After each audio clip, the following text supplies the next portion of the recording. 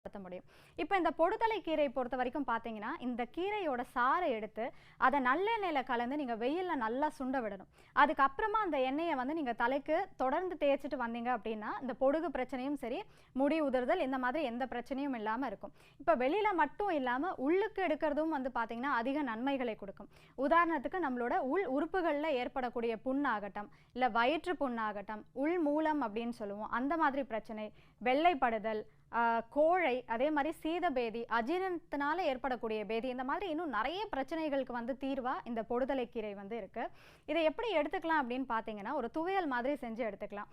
இது கூட ஜீரகம், மிளகு, ஓமம் இந்த மாதிரி செஞ்சு துவையல் பண்ணதுக்கு அப்புறமா கொஞ்சமா நல்லெண்ணெயோ இல்லாட்டி சுத்தமான பசும் நெய் விட்டு நம்ம எடுத்துக்கிட்டோம் அப்படின்னாக்க சுவை மட்டும் இல்லைங்க, அதோட ஆரோக்கியமும் வந்து பார்த்தீங்கன்னா 10 மடங்கு அதிகமாகும். ஒண்ணுமே இல்லை, இப்போ மிளகு சொல்றோம் இல்லையா, மிளகு சேர்க்கறதுனால என்ன ஒரு பயன் அப்படின்னு பார்த்தீங்கன்னா, வாதம் சம்பந்தப்பட்ட பிரச்சனை